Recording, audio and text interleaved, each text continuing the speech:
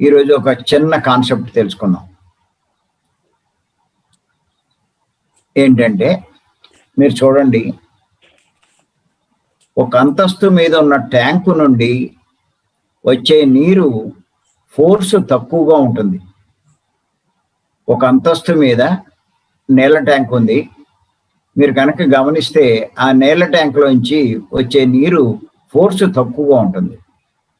అలాగే ఎక్కువ అంతస్తుల మీద ఉన్నటువంటి ట్యాంక్ నుంచి, ఒక 5, 10 అంతస్తుల మీద ఉన్న ట్యాంక్ నుంచి వస్తే నీరు చాలా ఫోర్స్గా ఉంటుంది. మీకు కావాలంటే చూసుకోండి. ఒక డాబా మీద ఉన్నదానికి ఆ బాత్రూంలో వెళ్ళి మీరు కుళాయి ఇప్పితే చాలా నెమ్మదిగా పడుతుంది. అలాగే అపార్ట్మెంట్లు వాటిలోకి వెళ్ళి మీరు కుళాయి ఇప్పితే విపరీతమైన ఫోర్స్ ఉంటుంది.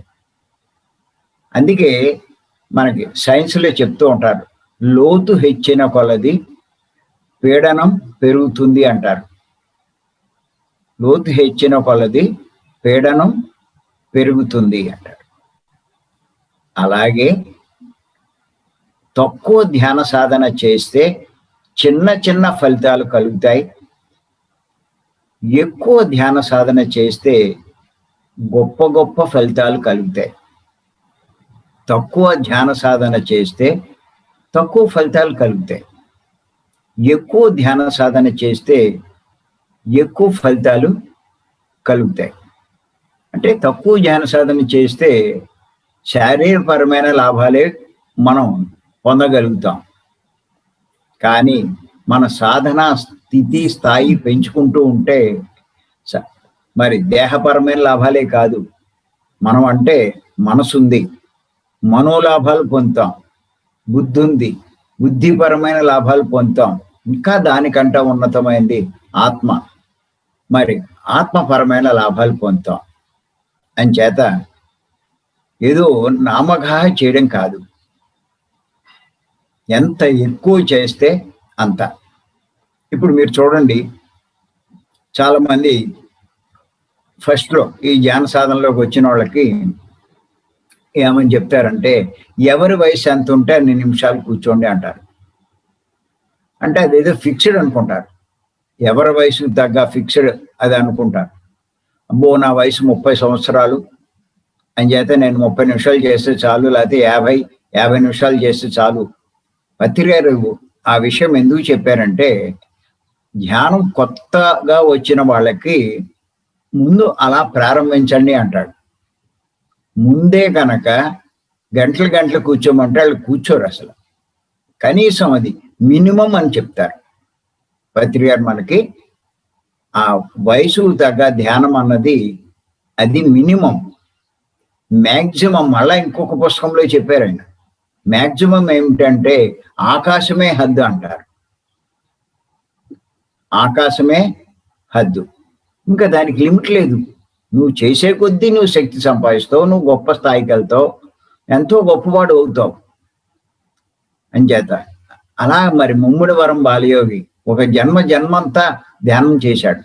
పత్రి గారు కూడా చెప్పారు, ఒక జన్మంతా నేను ధ్యానమే చేశానని చెప్పి.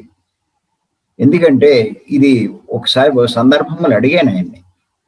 ఆయన ఏమంటారంటే, నేను గతంలో బుద్ధుడి దగ్గర ఉన్నటువంటి ఆనందుణ్ణి అంటారు.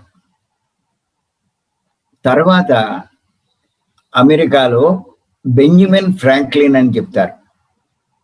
తర్వాత ఒరిస్సాలో ఒక జన్మ నేను తీసుకున్నాను అని కూడా చెప్తారు. ఇంకా తర్వాత ఏం చెప్పారంటే, హైదరాబాద్లో హజరత్ ఇనాయత్ ఖాన్ అని చెప్పి ఒక సూఫీ మాస్టర్ నేను అంటారు. ఇది ఈ జన్మలో నేను ఇలాగా తీసుకున్నాను పత్రిక అని చెప్పి చెప్తూ ఉంటారు. అలా అక్కడ బౌద్ధుడిగా, ఇక్కడ క్రిస్టియన్గా, ఇక్కడేమో ముస్లింగా, ఇప్పుడు ఒక హిందూ బ్రాహ్మణగా నేను జన్మ తీసుకున్నాను అని చెప్పన్నారు. అప్పుడు అడిగాను అనమాట, సరే మీరు ఇవన్నీ చెప్తున్నారు, మరి ఒరిస్సాలో ఒక జన్మ తీసుకున్నానని చెప్పన్నారు, అక్కడ మీరు ఏం చేశారు? ఇప్పుడు ఇవన్నీ మీరు ఏం చేశారు ఏంటో అన్నది చెప్తూనే ఉన్నారు. మరి ఏం చేశారు అంటే, నేను ఆ జన్మ అంతా ధ్యానమే చేశాను అన్నారు. అప్పుడు అనుకున్నాను అనమాట, ఓహో దీనికి లిమిట్ లేదు సాధనకి. అంత స్థాయిలో చేసి ఆ స్థాయికి ఎదిగారు కాబట్టే ఆయన గొప్ప స్థితికి ఎప్పుడో చేరిపోయారు. చేరిపోయి ఇంకా ఆయన ఇప్పుడు న్యాయంగా భూమి మీదకి రావాల్సిన అవసరం లేదు. కానీ అటువంటి మహానుభావులు, ఆ మహాత్ములు ఏమిటంటే మరి లోకాన్ని ఉద్ధరించడం కోసం మళ్ళా శరీరం తీసుకుని ఆ పని చేస్తారు. అందుకే నేను పత్రి గారిని అవతరించారు అంటాను నేను. ఆయన జన్మించడం కాదు, అవతరించారండి. మనకి ఎంతో మందిని మనం దేవుళ్ళు అంటూ ఉంటాం, చాలా మందిని. అంటే వీళ్ళంతా జన్మ తీసుకుని దేవుడిగా ఎదిగిన వాళ్ళు. కానీ వాళ్ళ పత్రి గారు ఏంటంటే మరి దేవుడు అయ్యి దేవుడి స్థాయికి ఎదిగి కొన్ని పనుల కోసం, లోక కళ్యాణం కోసం కిందకి దిగొచ్చాడు, అవతరించాడు. అలా కృష్ణుని అవతరించాడు అంటాం. ఇలా గొప్ప గొప్ప వాళ్ళందరినీ, ఆ జేసస్, మహమ్మదో, వీళ్ళు ఈ రకంగా ఏంటంటే అంత గొప్ప స్థాయిలో వాళ్ళు దిగొచ్చారు. ఎందుకు అంటే వాళ్ళు అంతకుముందే గొప్ప గొప్ప సాధనలు అన్నీ చేశారు, చేయకుండా ఏమీ లేరు. అంచేత మనం ఏదో చిన్న చిన్న దాంతో మనం సరిపెట్టుకోవడం కాదు. ఎంత సాధన చేస్తే అంత గొప్ప ఫలితాలు వస్తాయి. అంచేత ఏంటంటే శారీరక పరమైన ఇవన్నీ ఉంటాయి, సంసారము ఇవన్నీ. మీ అవగాహన పెరిగే కొద్దీ, మీ సాధన పెరిగే కొద్దీ అన్నీ తెలుస్తూ ఉంటాయి. తెలిసి మీ సాధన ఇంకా పెరుగుతుంది, మళ్ళా ఇంకా గొప్ప గొప్ప వాళ్ళం మనం అవుతూ ఉంటాం. అందుకే మీరు చూడండి, మీరు కనుక చూస్తే నీళ్ళ ట్యాంకు ఎంత ఎత్తులో ఉంటే నీటికి అంత శక్తి వస్తుంది. అలాగే మానవుడు ఎంత ఊర్ధ్వలోకాల్లో ఉంటాడో వాడి శక్తి అంత ఎక్కువ ఉంటుంది. మరి నీళ్ళ ట్యాంకు ఎంత ఎత్తులో ఉంటే ఆ నీటికి అంత శక్తి ఉంటుంది. ఎవరైతే ఎంత ఊర్ధ్వలోకాల్లో ఉంటారో వారు అంత శక్తివంతులు అవుతారు. అంచేత మనం ఏదో చిన్న చిన్న లోకాల్లోకి వెళ్ళడం కాదు, గొప్ప గొప్ప లోకాల్లోకి వెళ్ళాలి. మరి గొప్ప గొప్ప లోకాల్లోకి వెళ్ళాలంటే మనం చాలాసార్లు ఎన్నో చెప్పుకుంటున్నాం. మనం ఎంత సూక్ష్మం అవుతూ ఉంటే, మనసు ఎంత సూక్ష్మం చేసుకుంటూ ఉంటే మనం అంత ఉన్నత లోకాలు చేరుకుంటాము అని. అంటే ఉన్నత లోకాలు అంటే సూక్ష్మ లోకాలు, సూక్ష్మాతి సూక్ష్మమైన లోకాలు.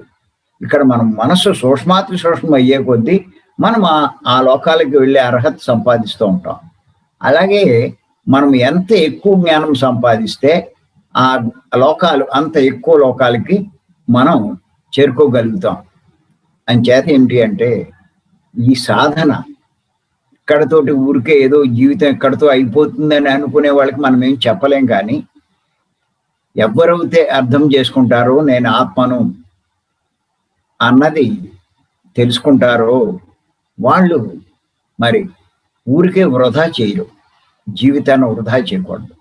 ఇవ్వబడినటువంటి జీవితాన్ని బాగా ఉపయోగించుకోవాలి. ఎంత బాగా ఉపయోగించుకుంటే మరి నిజంగా కూడా ఎంత సాధనకు ఉపయోగించుకుంటే అంత గొప్ప స్థాయికి వెళ్తారు, గొప్ప వాళ్ళు అవుతారు.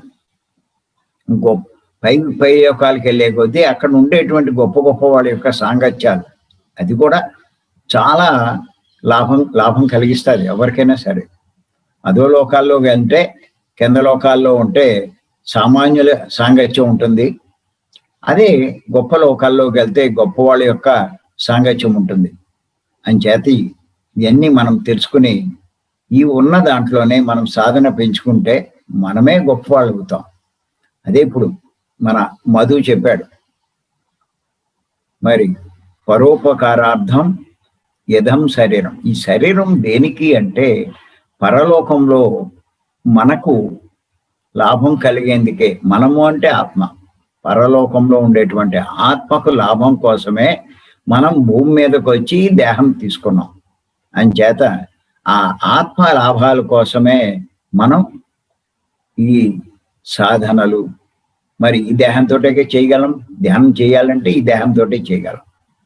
అలాగే మరి ఈ పుస్తకాలు చదివినా దీంతోటే చదువుతాం, ఇలాంటి సాంగత్యాలు చేసినా దీంతో అలాగే మరి మనం ఈ సేవలు చేసిన ఈ దేహంతో చేస్తాం. ఈ 4 ఇంకేం లేదు. పత్రి గారు మనకి చెప్పింది 4 అనుసరించండి. మీరు మెల్లిమెల్లిగా మీకు తెలియకుండానే మీరు ఎదిగిపోతూ ఉంటారు. సాధన, స్వాధ్యాయం, సాంగత్యం, సేవ 4 చాలా ఇంపార్టెంట్. ఈ మార్గంలోకి వచ్చిన వాళ్ళు ఇది మర్చిపోకూడదు. మీ స్థాయిలో మీరు ఎంత చేయగలిగితే అంత చేయండి. మీకు తెలియకుండానే మీలో మార్పు వస్తుంది. మీకు తెలియకుండానే మీరు గొప్పగా ఎదుగుతూ ఉంటారు. అంచేత సాధన, స్వాధ్యాయం, సాంగత్యం, సేవ ఉపయోగించండి. మరి దేహం తోటే కాబట్టి ఇవన్నీ చేయాలి. దేహ అవసరాలు కొన్ని ఉన్నాయి, అవి కూడా మనం చూసుకుంటూ ఉండాలి. వాటికి కూడా కొంత మనం సమయం వెచ్చించాలి. వాటికి కావలసిన మరి దేహానికి కావలసినటువంటి సంపాదన కావాలి. మరి దేహం భూమి మీద ఉండాలి అంటే సంసారం ఉండాలి. ఇలా చెప్తాను నేను. అవసరాలంటే నేను కూడు, గూడు, గుడ్డ, తోడు 4 చెప్తాను నేను. తిండి లేకుండా దేహం ఉండదు. మరి గుడ్డ ఉండాలి, అలాగే గూడు ఉండాలి. ఉండడానికి ఏదో ఒక ఇల్లు ఉండాలి. వీటితోటే సరిపోవు, ఈ 3 తోడు కూడా ఉండాలి. స్త్రీకి పురుషుడు, పురుషుడికి స్త్రీ, ఆ తోడు. ఇయే అవసరాలు. అవి ఉన్నాయా లేవా చూసుకోండి, అంతే తప్ప మరి 5 స్టార్ మీల్సే తినాల్సిన పని లేదు. ప్లేట్ మీల్స్ తిన్నా ఆ పూట గడిచిపోతుంది. అలాగే పట్టు చీరలే కట్టక్కల్లా, ఏ చీర కట్టినా ఆ అవసరం తీరిపోతుంది. ఏదో ప్యాలెస్ లాంటి హౌసే ఉండక్కల్లా, ఏ ఇంట్లో ఉన్నా అవసరం తీరుతుంది. ఐశ్వర్యరాయ్ లాంటి భార్య ఉండక్కల్లా, ఏ భార్య ఉన్నా అవసరం తీరుతుంది. లేకపోతే షారుఖ్ ఖానే ఉండక్కల్లా, ఎవడు ఉన్నా అవసరం తీరుతుంది. అది ఉందా లేదా అవసరం అన్నది చూసుకోండి, అంతేకాని ఇంకంతకన్నా ఇంకేమి లేదు. అంచేత ఈ అవసరాలు చూసుకుంటూ మనం ఉన్నంతలో ఇది చూసుకుంటూ ఉంటే ఖచ్చితంగా మనకి తరువాత జన్మలో అన్నీ అనుకూలమైనటువంటి జన్మ మనం పొందగలుగుతాం. ఆ రకంగా మనం ఆ మోక్షాన్నో దేన్నో మనం పొందవలసిన దాన్ని పొందగలుగుతాం. అంచేత గుర్తుపెట్టుకోండి, లోతు హెచ్చిన కొలది మరి పీడనం హెచ్చినట్టే మన సాధన పెరిగే కొద్దీ మన శక్తి పెరుగుతుంది, మన జ్ఞానం పెరుగుతుంది, మనం ఎంతో ఉన్నత లోకాలకి చేరుకుంటాం. అంచేత ధ్యానాన్ని నిర్లక్ష్యం చేయొద్దు, అశ్రద్ధ చేయొద్దు. ప్రతి ఒక్కరూ ధ్యానం మీద ఎక్కువ దృష్టి పెట్టండి. Thank you.